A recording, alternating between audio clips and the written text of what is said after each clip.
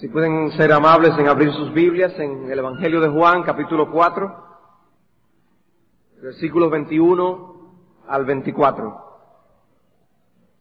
Jesús le dijo: mujer, créeme, que la hora viene cuando ni en este monte ni en Jerusalén adoraréis al Padre. Vosotros adoráis lo que no sabéis, nosotros adoramos lo que sabemos, porque la salvación viene de los judíos. Mas la hora viene, y ahora es, cuando los verdaderos adoradores adorarán al Padre en espíritu y en verdad, porque también el Padre tales adoradores busca que le adoren. Dios es espíritu, y los que le adoran en espíritu y en verdad es necesario que adoren. Oremos. Señor, queremos pedirte una vez más tu bendición de manera específica sobre la administración de tu palabra.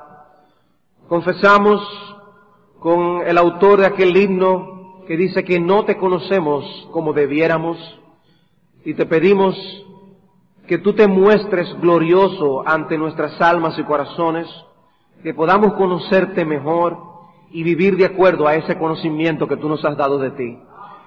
Bendícenos. Sin ti es imposible tener el conocimiento que tú deseas para nosotros.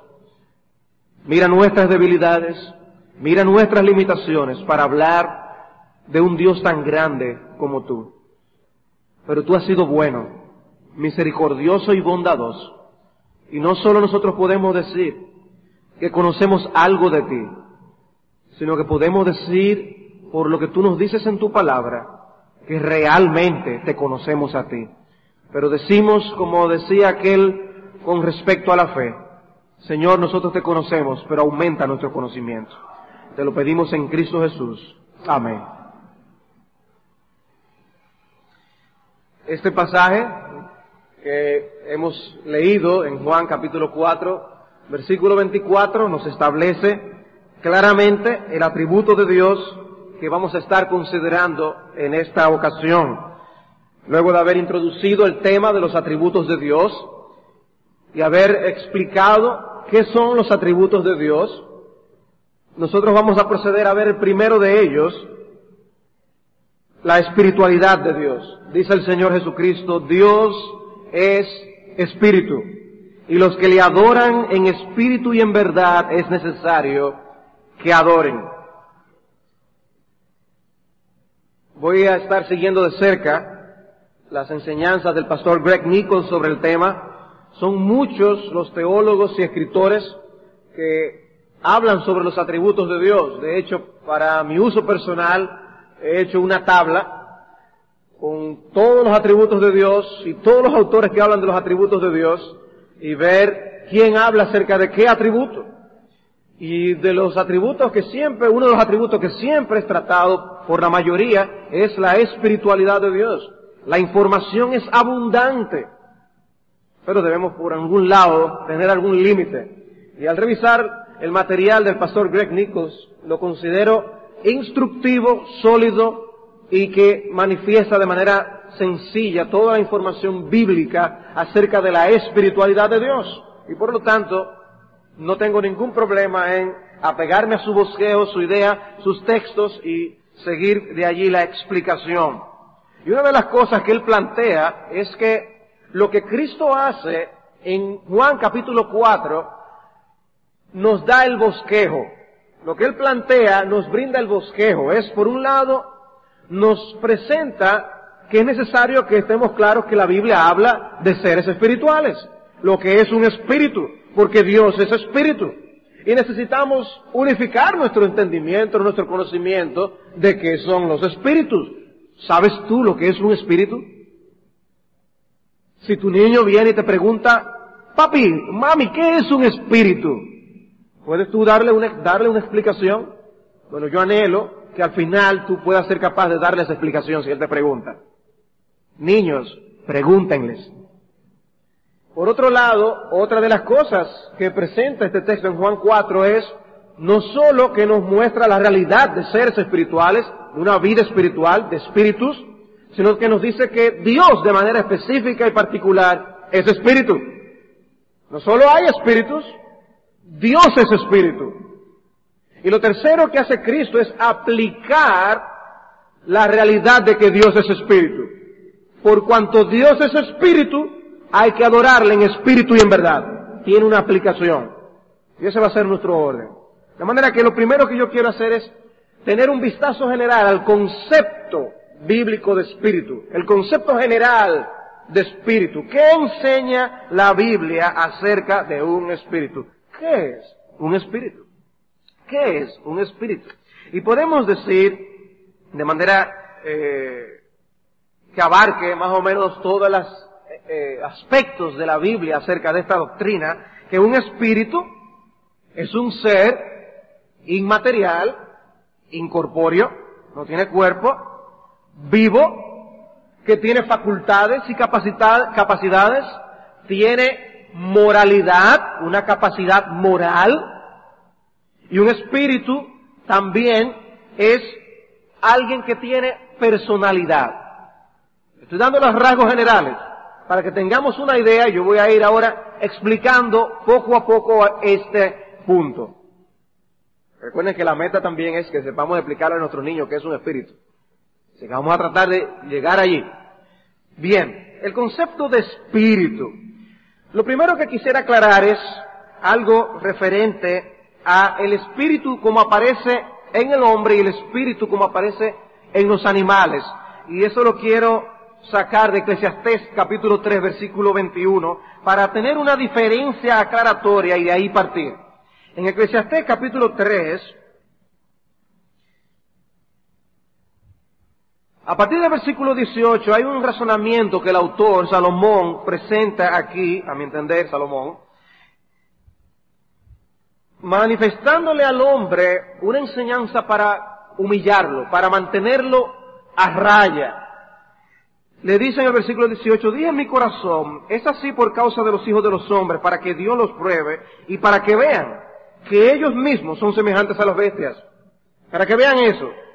Porque lo que sucede a los hijos de los hombres y lo que sucede a las bestias, un mismo suceso es. Como mueren los unos, así mueren los otros. Y una misma respiración tienen todos. Ni tiene más el hombre que la bestia, porque todo es vanidad. Todo va a un mismo lugar, todo es hecho del polvo y todo volverá al mismo polvo. Y aquí la diferencia. ¿Quién sabe que el espíritu de los hijos de los hombres sube arriba y que el espíritu del animal desciende abajo a la tierra? He aquí una gran diferencia. Por eso podemos llamar al espíritu que está en los hombres un espíritu más sublime, más excelso. El espíritu del que se menciona en los animales, algo más bajo, algo animal. El espíritu de los animales desciende abajo, se queda abajo. En ese sentido, no debemos decir que los perros van a estar en el cielo, que el gato mío va a estar en el cielo, que Stuart, el pequeño hámster que tienen mis niños, no va para el cielo. No van. Los animales simplemente perecen. El hálito de vida por el cual están vivos perece. Pero no así con los hombres. Más adelante el libro de Eclesiastés nos dice que el espíritu del hombre vuelve a Dios que lo dio. Hay una diferencia radical. Y es en ese sentido que nosotros no tenemos una doctrina de los espíritus animales. La Biblia habla de ese aliento que mantiene a los animales con vida. Que no es lo mismo, esa alma, no es lo mismo que el espíritu del hombre. Es distinto. Cuando estemos hablando de qué es un espíritu, nos estamos refiriendo al espíritu en el sentido como está en el hombre. Lo que el hombre es, espiritualmente hablando. No en el sentido de los animales. Esa aclaración importante dejar cierta para entonces adentrarnos a la que enseña la Biblia acerca de lo que es un espíritu. Pues, lo primero que tenemos es que un espíritu es un ser inmaterial incorpóreo. Lucas capítulo 24. Lucas capítulo 24.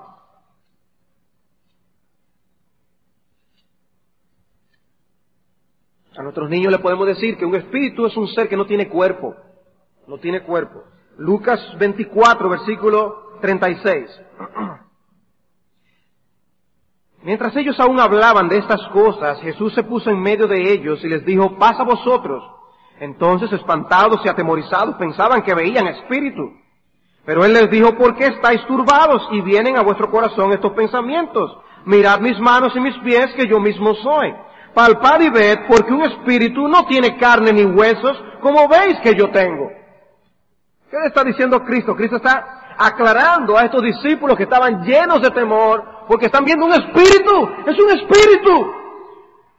Y Cristo les dice, no, me están viendo a mí en mi cuerpo resucitado.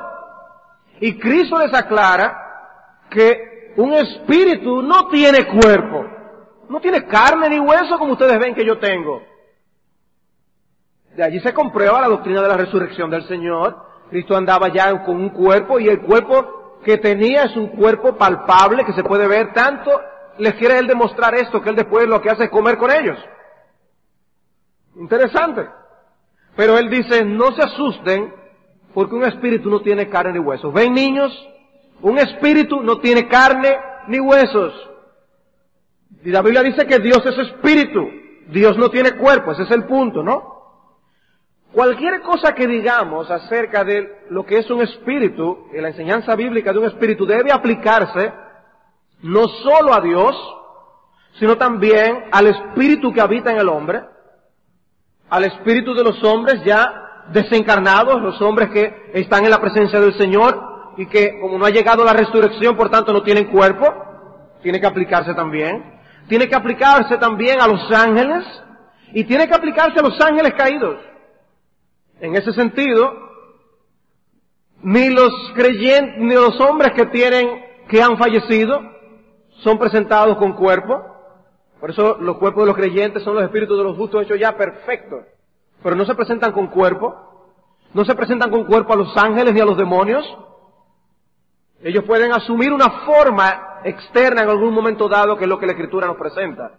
Pero no tienen cuerpo. Y Dios tampoco tiene cuerpo. Algo que esto nos dice a nosotros también es la realidad de que no es algo que podemos dividir. El Señor dice, no tiene ni huesos ni carne. Nosotros no podemos dividir nuestro cuerpo en secciones. Bueno, esta es la carne, este es el hueso, esto es aquello, esto es lo otro. El espíritu no. Es algo único, una unidad, indivisible. Es esa sustancia y punto. Y por otro lado, vemos a raíz de ese texto también la realidad de un mundo espiritual no visible. Nosotros no podemos ser materialistas y vivir para lo que mis ojos ven y son. En ese sentido, hermanos, qué triste es ver a los tantos hombres y mujeres que viven a nuestro alrededor viviendo solamente para lo que sus ojos pueden ver, para lo que sus manos pueden palpar. Y se desviven por esas cosas. Hermanos, nosotros vivimos para cosas más excelentes. Las cosas que se ven son temporales. Las que no se ven son eternas.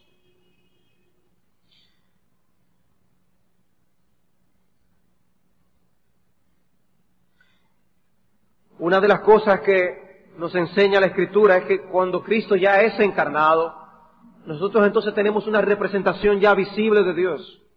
Dice Colosenses capítulo 1 versículo 15 que Él es la imagen del Dios invisible. Por cuanto no tiene cuerpo, es invisible. Dice 1 Timoteo 6:16 que ningún hombre ha visto ni le puede ver a Dios. Porque Dios es invisible, no tiene cuerpo. En ese sentido también es inmortal. Al Dios invisible e inmortal. Él es inmortal de una manera única y especial, como veremos. Pero todo espíritu no está relacionado a la vida como nosotros en el cuerpo lo estamos. Por eso, ¿qué es la muerte? La muerte para nosotros los cristianos no es cesación de vida, sino separación del cuerpo y el espíritu. Pero el espíritu está vivo. Está vivo. Y eso es una bendición, saber esa doctrina, conocer esa gran realidad.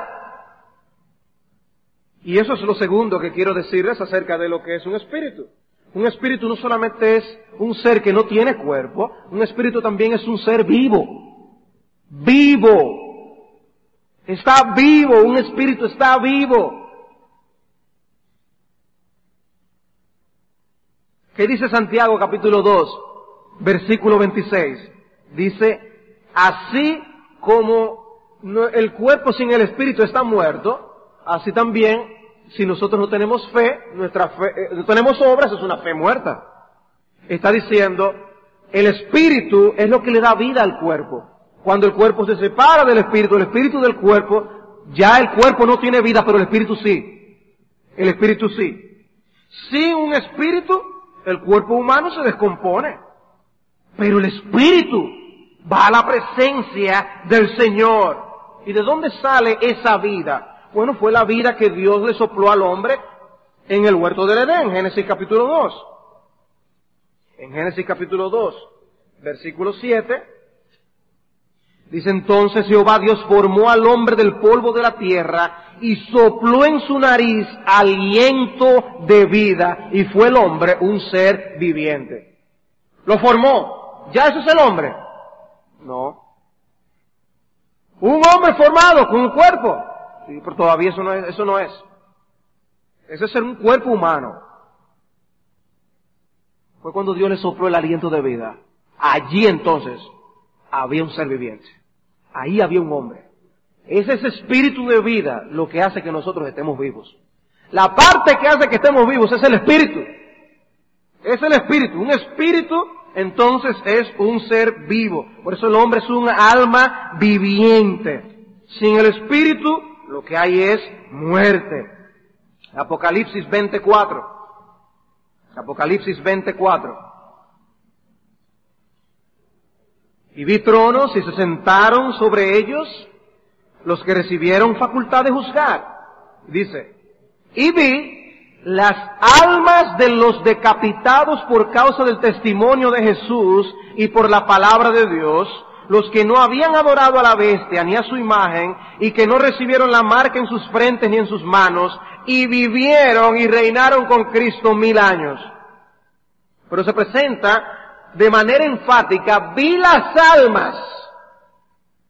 Pero pastor, eso contradice lo que habíamos dicho, que los espíritus son invisibles. Pero ese es el lenguaje simbólico del libro de Apocalipsis.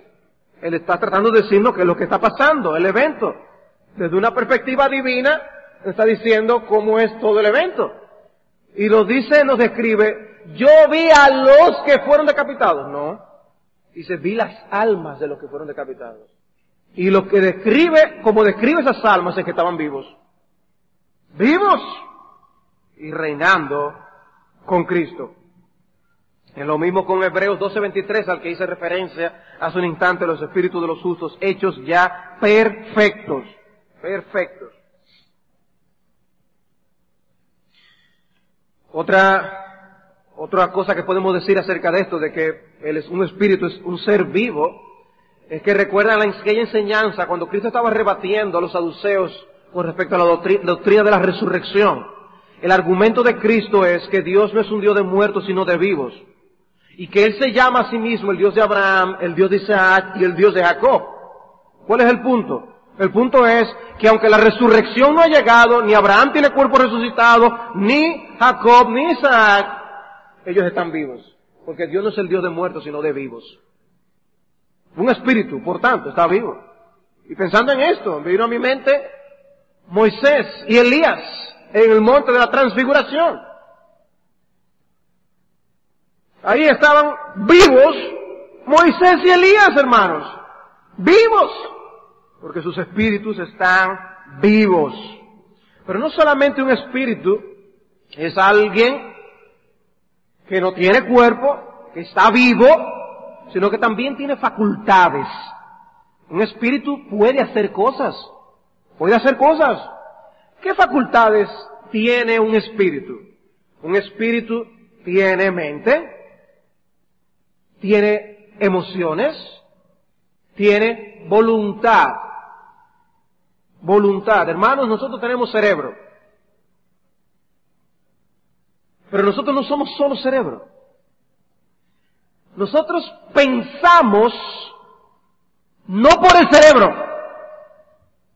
Porque si el cerebro de por sí fuera lo que nos lleva a pensar, entonces seguiríamos pensando aún después de muertos. En cuerpo. Y no es así. ¿Qué es el cerebro? El medio que utiliza la mente que está en el alma humana y por lo tanto tenemos pensamientos. Una vez muertos, ¿dónde seguimos pensando nosotros? En la presencia de Dios. Y allí adoraremos a Dios con inteligencia. Mientras el cuerpo está aquí.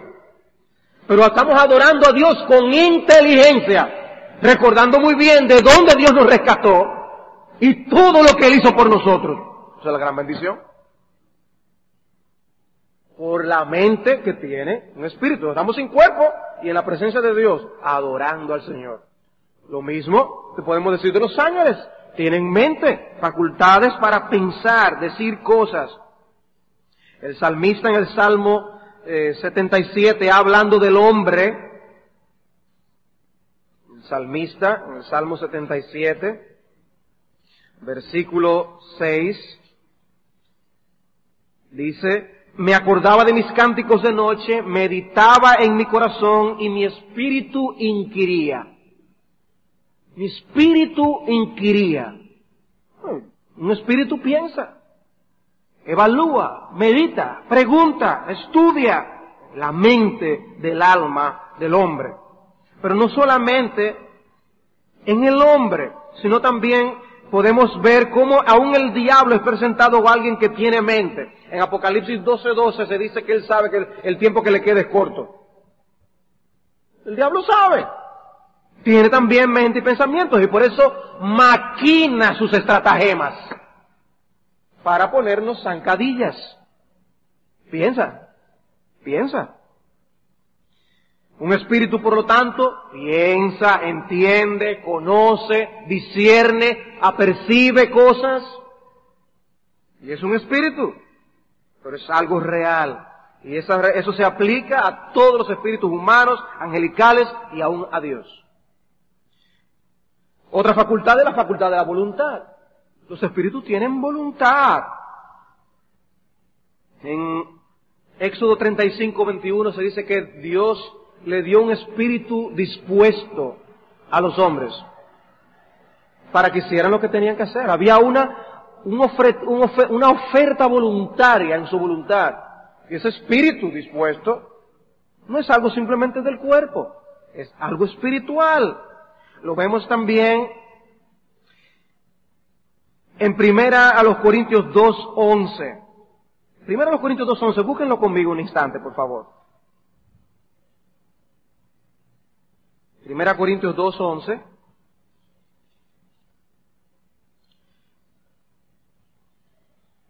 Dice, porque ¿quién de los hombres sabe las cosas del hombre, sino el espíritu del hombre que está en él? Así tampoco nadie conoció las cosas de Dios, sino el espíritu de Dios. Vemos el espíritu del hombre, vemos el espíritu de Dios aquí, y se habla de un entendimiento, se habla de un conocimiento. ¿Quién de los hombres sabe las cosas del hombre, sino el espíritu del hombre que está en él? Así tampoco nadie conoció las cosas de Dios, sino el espíritu de Dios. De manera que se ve la facultad del conocimiento atado aquí a la voluntad, tanto al espíritu del hombre como al espíritu de Dios. Yo aquí me trastoqué y puse la cita apoyando el asunto de la mente en lugar de lo de la voluntad. El texto que estaba buscando era 1 Corintios 12. 1 Corintios 12. Este texto lo pueden poner en el punto anterior del intelecto, de la mente. 1 Corintios 12 con respecto a la voluntad. 1 Corintios 12:18 dice, mas ahora Dios ha colocado los miembros, cada uno de ellos en el cuerpo como Él quiso. Como Él quiso. ¿Cómo fue que Dios nos puso en la iglesia? Por su voluntad. Tiene voluntad. El Espíritu de Dios hizo esto. El versículo 11 dice, pero todas estas cosas las hace uno y el mismo Espíritu, repartiendo a cada uno en particular como Él quiere. ¿Quién da los dones a la iglesia? Y decide qué dones darle a quién. El Espíritu con su voluntad toma la decisión. Es algo espiritual, pero toma esa decisión. Y esto se aplica aún al diablo mismo, Cuando vemos él atentando a Cristo, le dice, todo estos reinos te daré, si tú me adorares, yo te voy a dar eso, yo voy a tomar la decisión. Se ve tomando decisiones. De Dios también, en Romanos 9:18, tendré misericordia del que tenga misericordia. Es una decisión de Dios, es su facultad. Pero no solamente mente, no solamente voluntad, también emociones. Los espíritus tienen emociones, nuestras emociones están enraizadas en nuestro espíritu.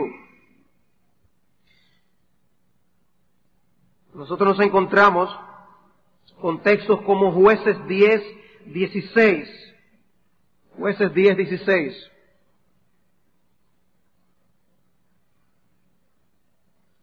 ¿Cómo se describe allí el alma, el espíritu?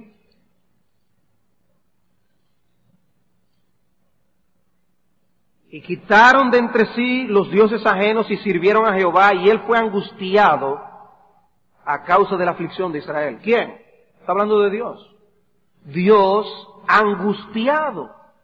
Primero de Samuel 1:15. Primero de Samuel 1:15.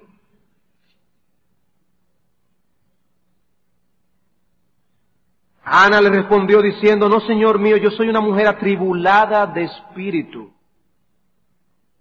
¿En dónde estaba su aflicción? En el espíritu. Espiritualmente tenía aflicción.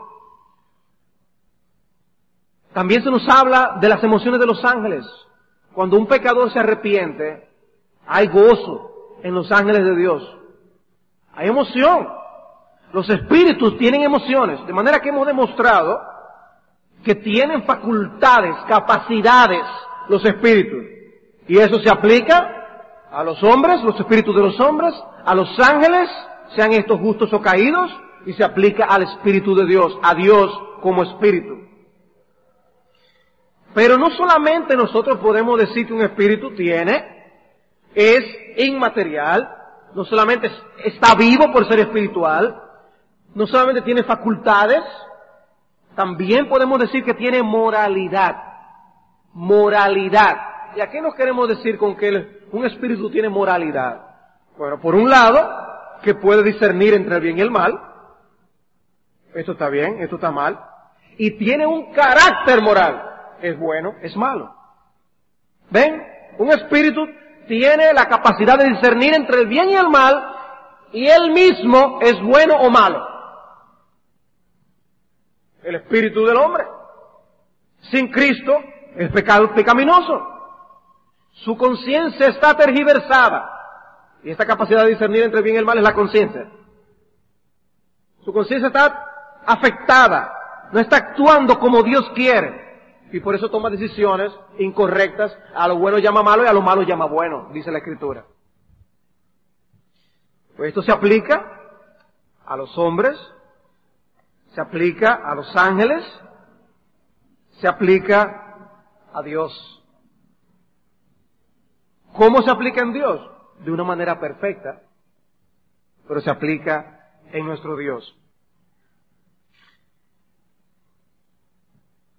No puedo meterme en todos los textos que hablan de la conciencia, mostrando su actuación en el hombre.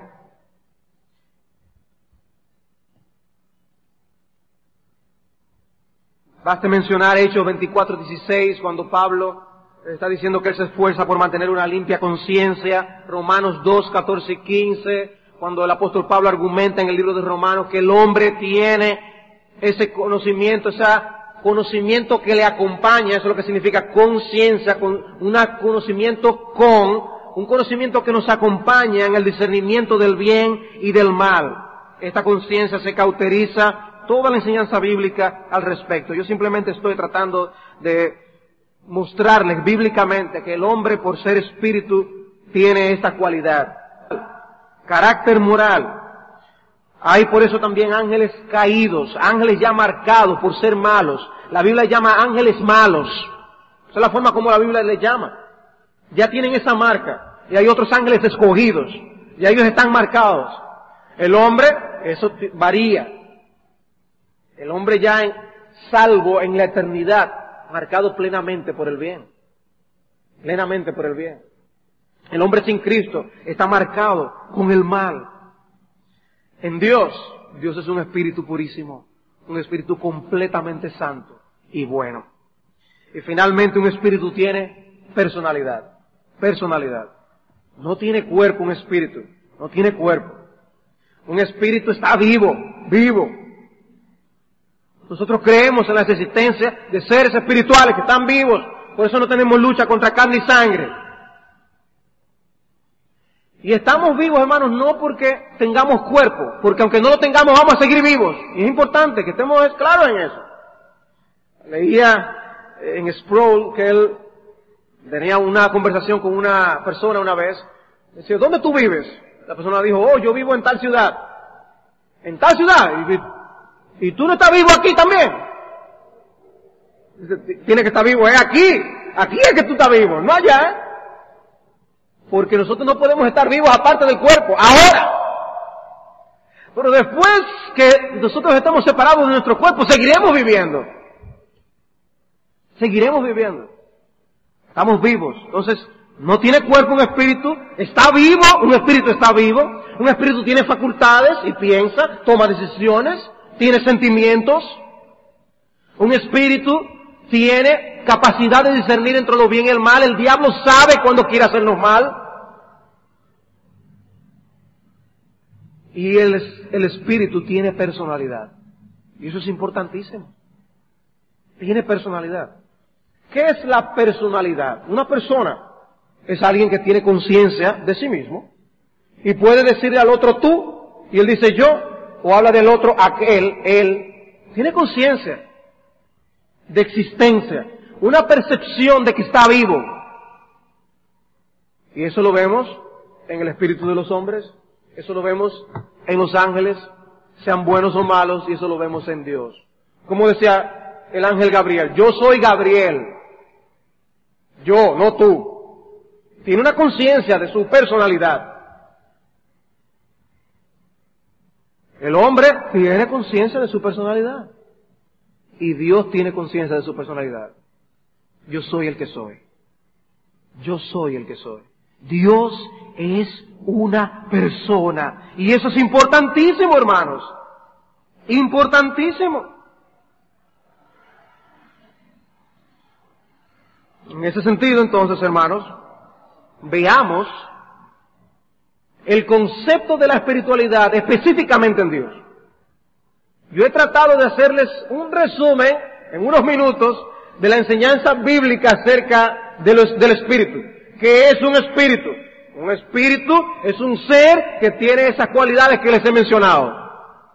Cuando tu niño te pregunta ¿qué es un espíritu? Pues un espíritu es un ser que no tiene cuerpo, pero piensa, está vivo, toma decisiones, es bueno o es malo. No podemos relacionar. Por eso nosotros podemos tener comunión. Porque tenemos espíritu. Con el que no tiene espíritu no podemos relacionarnos. ¿Ven el punto? Apliquemos eso a Dios ahora. Dice Cristo, Dios es espíritu. Dios es espíritu. Todo lo que hace que un espíritu sea espíritu, en Dios se encuentra en la perfección. Allí se encuentra todo supremo, perfecto, santo, puro. Dios no tiene cuerpo. Dios no tiene cuerpo, como los otros espíritus. Es inmaterial, es invisible, indivisible. Él no le da hambre, él no tiene que comer para mantener ese espíritu. Un espíritu no necesita comer, ni necesita beber. Por eso Cristo comió y bebió para mostrarles que él tenía un cuerpo resucitado a los discípulos. Un espíritu no necesita eso. Un espíritu no se puede disolver. Y el espíritu de Dios no se disuelve tampoco. Ahora hay algo que hace que en Dios esa espiritualidad sea única y especial. Por eso en 1 Timoteo 6:16, el apóstol Pablo, hablando de Dios, dice, el único que tiene inmortalidad, que habita en luz inaccesible, a quien ninguno de los hombres ha visto ni puede ver, a Él sea la honra y el imperio sempiterno. Amén. El lenguaje que utiliza el apóstol Pablo aquí es que esa espiritualidad en Dios es única. El único, dice, el único que tiene inmortalidad. Pero el hombre es inmortal, su espíritu no va a morir. El cuerpo se queda, pero el espíritu sigue vivo, eso lo vemos en las Escrituras. Pero en Dios eso es especial. En Dios es una vida generada en Él mismo. En todo lo demás es una vida dada. Somos criaturas hechas por Dios. Al único que tiene inmortalidad, que habita en luz inaccesible, a quien ninguno de los hombres ha visto ni puede ver. Pablo tiene que decir obligatoriamente, al cual sea la honra y el imperio sempiterno. Amén. Amén. De manera que Dios es majestuoso, aún sin cuerpo. Majestuoso, nuestro Dios. No lo podemos describir en términos humanos. La descripción que la Biblia nos da para tener cierto entendimiento de Dios, hablando de la vista de Dios, los ojos de Dios, la mano de Dios, todo se queda corto ante la realidad de toda la intensidad de quien Dios es. Por eso a Él sea la gloria, la honra y el imperio sempiterno. Nuestro Dios es único.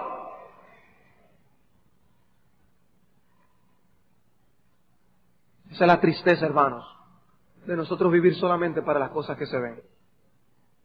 Hermanos, las que no se ven son eternas. Las que no se ven son eternas. En segundo lugar, decíamos que un espíritu está vivo. Vivo. Pues nuestro Dios está vivo. Y eso es importante, hermanos. Estamos sirviendo a un Dios vivo. No es solamente el concepto, hermanos, que es correcto de decir que tenemos comunión con un Cristo vivo porque resucitó de los muertos. A lo que nos estamos refiriendo es que Dios es vivo, está vivo porque es espíritu. Y un espíritu necesariamente está vivo. Necesariamente está vivo, no en virtud de la resurrección, es que Dios siempre está vivo. Y en Dios esa vida es especial, única, no ha sido originada por nada. Lo que hizo esa vida fue manifestársenos a nosotros, como dice el apóstol Juan en su primera epístola, cuando él dice, porque la vida fue manifestada y la hemos visto y testificamos y os anunciamos la vida eterna, la cual estaba con el Padre y se nos manifestó. Pero ya esa vida estaba y se nos manifestó. 1 de Juan 1:3. 1:2, perdón. Ya esa era la vida. Por eso tú y yo estamos viviendo cada instante de nuestra vida delante de un Dios vivo.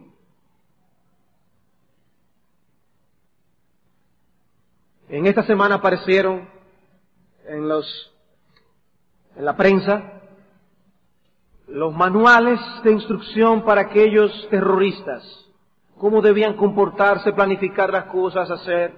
Una de las cosas que ellos tenían que hacer era, cuando ya los aviones estuvieran acercándose a sus objetivos, ellos debían pronunciar a viva voz que Alá está vivo.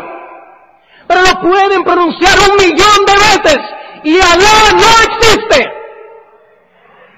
Jehová está vivo, Él es el Dios vivo y verdadero. En balde dijeron Alá está vivo y entregaron sus propias vidas. Pero cuando tú y yo le damos a alguien un vaso de agua fría, en el nombre de Cristo, el Dios nuestro que está vivo ve eso y se alegra y se regocija en los cielos. La diferencia es un Dios vivo, porque Dios es espíritu. Porque Dios es espíritu. También Dios, como espíritu, tiene facultades. Y tiene mente, tiene voluntad y tiene emociones. ¿Cómo es fulano? Bueno, Mira, fulano es una persona, mira, muy agudo, él piensa bien, es inteligente, él es un poco voluntarioso en esto y aquello, pero si ñoño, ¿qué es lo que estamos? Estamos tratando de describir las facultades de una persona, ¿no? Pues nosotros podemos también describir las facultades de Dios, la mente de Dios. Vamos a hablar de eso cuando hablemos de la omnisciencia de Dios. Una mente perfecta lo conoce todo, lo que ha sido, lo que es, lo que será, lo que pudo haber sido. Es la mente de nuestro Dios. Discierne todo lo de Él mismo. Bueno, eso no cabe en la mía, eso no cabe en mi mente. Que el Espíritu de Dios discierne las cosas de Dios. Yo no lo entiendo. Pero esa es la mente de nuestro Dios. Por eso, hermanos, tenemos que confiar que Él sabe cómo hacer las cosas. Tenemos que confiar. Entregarnos en su mano. Él sabe lo que está haciendo. Dios sabe lo que está haciendo. También tiene voluntad. Y la voluntad suya se describe como una voluntad soberana. La soberanía de Dios. La soberanía de Dios. Y Él toma decisiones. Toma decisiones. Él usa bien su autoridad. Dios sabe usar su autoridad. Y decreta las cosas. Y designa cosas. Y esto es así, así, así, así. Dios no está, ¿qué decisión debo tomar? No. Nuestro Dios sabe lo que es y toma la decisión. Y las emociones en Dios, perfectas. Se duele cuando ve el pecado en el hombre, se entristece por la aflicción de los hijos de los hombres. Tiene compasión y misericordia, se aira. Eso es Dios, ese es nuestro Dios. Y no debemos avergonzarnos por tener a un Dios en las Escrituras que tiene emociones, todo lo contrario. Yo me siento orgulloso de mi Dios, porque es así. ¿Cuál es el Dios que nos presentan siempre desde las más primitivas concepciones del hombre? Un Dios sin sentimiento. Tú me traes el sacrificio, yo contento, punto. Nuestro Dios no es así. Porque tiene esas facultades. No podemos relacionar con un Dios inteligente que nos ha hablado y nosotros le hablamos a Él. Un Dios que toma decisiones, las suyas son soberanas, yo debo someterme a Él. Un Dios que me enseña a mí que yo debo afligirme con el que está afligido y gozarme con el que se goza, porque eso es lo que hace Dios también. Ese es nuestro Dios. ¿Por qué? Porque Dios es Espíritu. Porque Dios es Espíritu. Pero también tiene moralidad. Y Él discierne entre el bien y el mal. Y siempre de manera perfecta. Siempre de manera perfecta. Y Él mismo tiene un carácter moral. Santo, santo, santo. Tiene carácter moral que lo define a Él.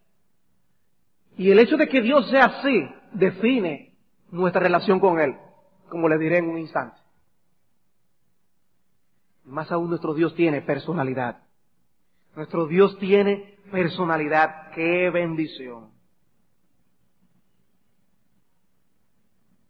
Nos relacionamos con alguien que Él es yo y nos dice tú a nosotros. Y habla de otros como Él o ellos. Tiene conciencia de su existencia muy clara. No es un Dios que nos abandonó y nos dejó, sino un Dios que con esa personalidad se relaciona con otros. Ese es nuestro Dios. Ese es Sproul, en su libro Una Pasión Santa, que nos dice, porque Dios es un espíritu personal, tenemos una relación personal con Él. Él puede comunicarse con nosotros. No es un accidente que Dios esté preocupado en qué pensamos, en qué sentimos, en qué decidimos. Nuestra conducta le interesa a Él, porque nuestra conducta es de una naturaleza personal. Lo que hacemos es una persona que ofende o agrada a otra persona. Y nos relacionamos con una persona. Niños, es importante que ustedes sepan que Dios es una persona. Dios es una persona.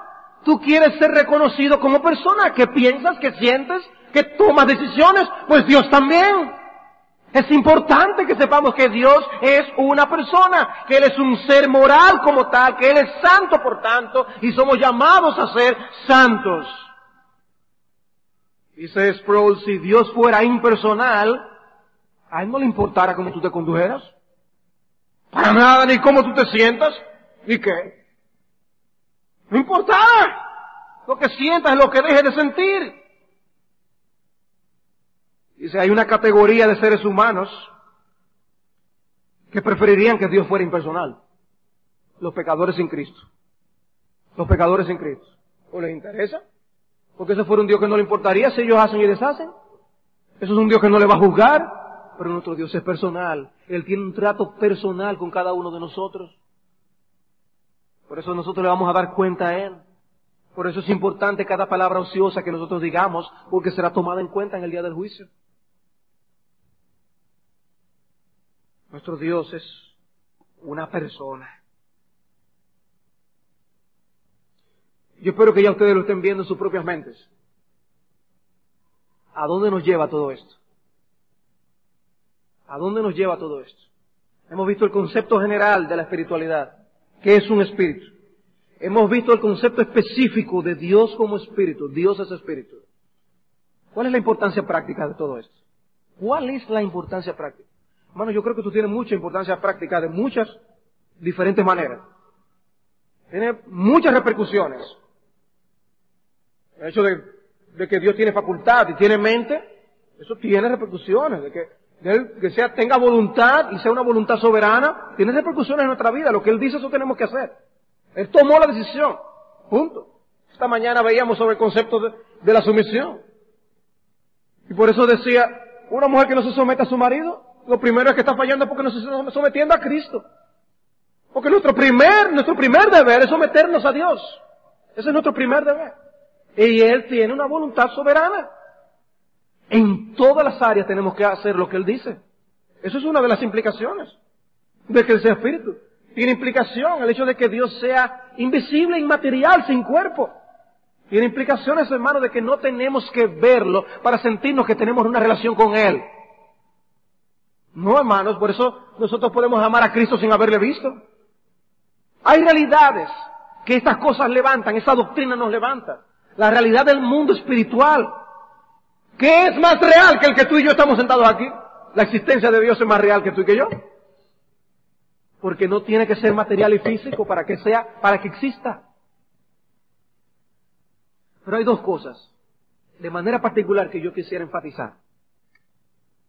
Y no decir una y otra después,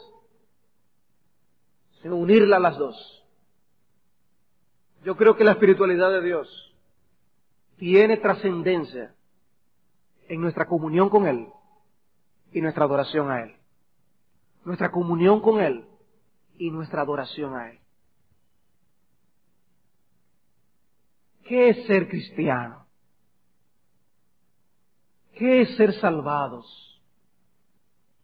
Bueno, una de las doctrinas de las Escrituras es la doctrina de la reconciliación. ¿Por qué la Biblia presenta la salvación con el concepto de la reconciliación? Bueno, porque ciertamente había una relación que había sido afectada. Por causa del pecado hay enemistad con Dios. Nosotros somos enemigos de Dios por naturaleza. Y Dios envía a Cristo para reconciliarnos con Él. Porque Dios está interesado en que tengamos comunión con Él. Dios está interesado en que tú tengas comunión con Él. Dios ha sido, es y será perfecto por siempre. Eso significa que antes de que tú y que yo estuviéramos vivos, antes que el mundo existiera, ya Dios era perfecto, ¿verdad? Sí. Perfecto en su satisfacción, perfecto en su relación intertrinitaria, Padre, Hijo y Espíritu Santo. No le faltaba nada, completamente satisfecho en sí mismo.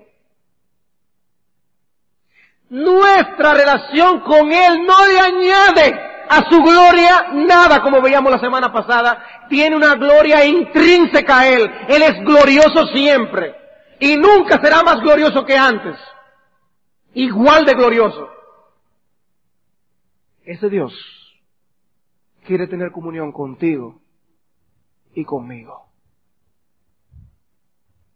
Ese Dios que es real, que está vivo, que tiene una manera de pensar, te expresa lo que siente, que toma decisiones, que te dice eso no está bien, eso está mal, vete por este camino, haz aquello, lo otro, te aconsejo esto, me interesa tu porvenir, cree en Cristo.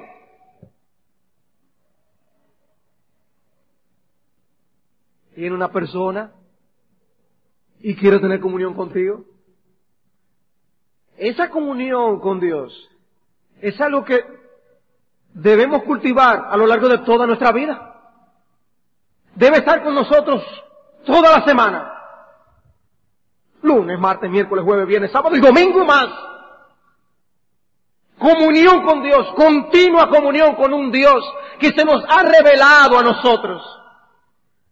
Que se deleita en expresar su manera de pensar y de ver las cosas. ¿Te deleitas tú en leer la palabra de Dios? ¿Qué significa un devocional para ti? Bueno, eso es no es solo lo que hacen todos los evangélicos. Yo no me estoy hablando de tradición evangélica. Estoy hablando de comunión con Dios. Estoy hablando de que tú oyes su voz a través de su palabra. Él te comunica lo que Él quiere que tú sepas. Por lo que Él quiere que tú vivas, te transmite la palpitación de su corazón. Cuando habla a través de los profetas, vemos a un Dios con sentimientos que nos dice, yo me siento así, a mí me molesta que tú hagas eso. Por eso decía, estoy hastiado de vuestras fiestas solemnes. Es un Dios que transmite cómo se siente. Él no estaba escondiendo las cosas. No le voy a decir nada. ¿Te gusta a ti relacionarte con alguien que no se comunique? ¿Puedes tú tener una comunión íntima con alguien que no se comunique contigo? Pues Dios se ha revelado y Él comunica cómo se siente, cómo Él ve las cosas.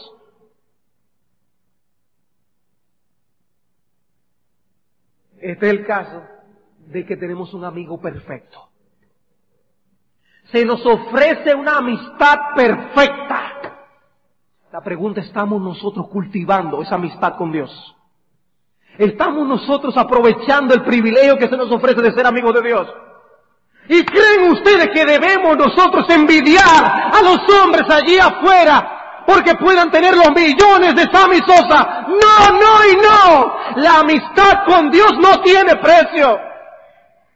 Amigos de Dios. Y me vienen... Yo no quiero ser irreverente, pero me vienen a la mente las palabras de ese anuncio. Ese es mi pana full. Bueno, no hablamos en términos irreverentes con Dios. Pero Él nos dice que le digamos papito, Abba, Padre. Ese Dios que creó el universo, su poder es infinito, una majestad sin igual, que habita en luz inaccesible. Sí, que Abraham fue amigo de Él. Y Él tiene comunión contigo. Y es en ese sentido que los apóstoles decían, lo que hemos visto y oído, eso os anunciamos para que también vosotros tengáis comunión con nosotros. Y nuestra comunión verdaderamente es con el Padre y con su Hijo Jesucristo. Y esas cosas os escribimos para que vuestro gozo sea cumplido. Tenemos nosotros gozo de ese privilegio que nosotros tenemos. Y es mientras estamos practicando esa comunión con Dios que llega el domingo. Llega el domingo y estamos ya con los corazones preparados para ese amigo con el que hemos estado entablando esa comunión. Su nombre se ha exaltado. Estamos deseosos de oír su palabra expuesta, de poder cantar sus alabanzas. Porque Él es Espíritu, Él está vivo y nos está escuchando cuando estamos cantando. No estamos cantando en una piedra. Estamos orándole a un Dios que nos escucha nuestras oraciones y que nos humilla tantas veces respondiéndolas de una manera sobrecogedora. Porque está vivo y Él nos oye, tiene mente y toma decisiones. Estamos relacionándonos con una persona. Nuestros queridos hijos Niños, Dios es una persona. Dios es una persona. Y debemos anhelar relacionarnos con Él. La aplicación de esto era directa, que lo que Cristo le dijo a la mujer samaritana. Porque Dios es espíritu. Vamos a adorarle en espíritu y en verdad. En espíritu, de corazón, sincero, con corazones santificados delante de Él, con conciencia limpia. Dios se merece que sea una adoración espiritual. Dios se merece que sea una adoración no por formalismo. Cristo estaba condenando el formalismo de los fariseos. Yo tengo esto, tengo lo otro. No. Este pueblo de labios me honra, pero su corazón está lejos de mí. Eso no se diga de nosotros. Que Dios no tenga esa impresión de nosotros. En espíritu y en verdad. No es conforme a como nosotros queramos. Es en verdad, es como Él quiere. Y como Él nos ha dicho que debe ser.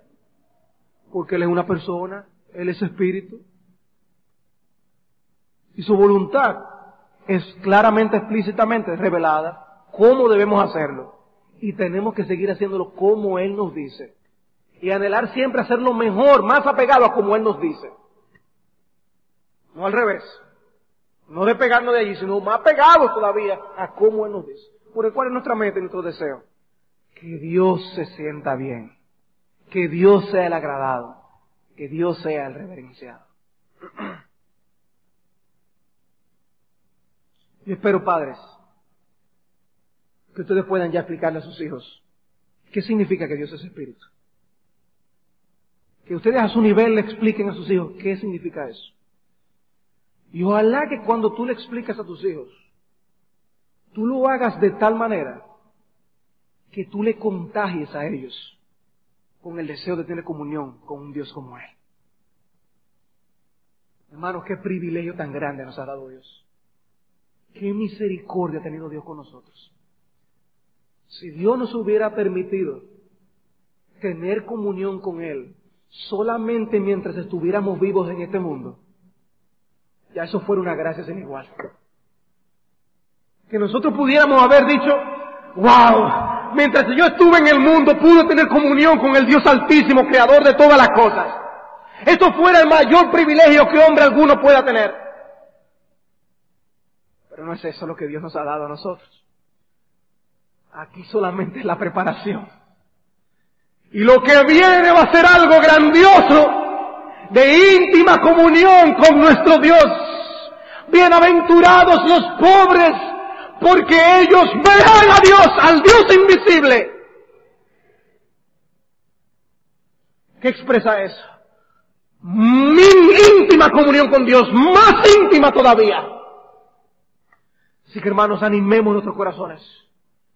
Y vamos calentando los motores. Practiquemos esa comunión aquí. Usemos el privilegio que Dios nos ha dado aquí. Que tendremos toda una eternidad para gozarnos eternamente con ese Dios vivo y verdadero. Alabado sea el nombre de nuestro Dios. Vamos a orar. Señor y Padre nuestro, nos humilla poder tener el privilegio de llamarte Padre. Saber que tú, el Dios que creó todas las cosas, para ti mismo, para tu gloria, que tú te deleites en tener comunión con nosotros. ¿Y quiénes somos nosotros? ¿Cómo te hemos pagado por todo lo que tú has hecho por nosotros? Padre, te damos gracias por la doctrina de la reconciliación. Confesamos nuestro pecado de que no hemos aprovechado el privilegio de tener comunión contigo como debiéramos. Queremos, Señor, pedirte perdón y decirte, oh Dios, que tú pongas en nosotros el querer como el hacer, para incrementar esa comunión y esa intimidad contigo. Bendícenos, te suplicamos. Bendícenos. Haznos verdaderamente un pueblo que conoce a su Dios.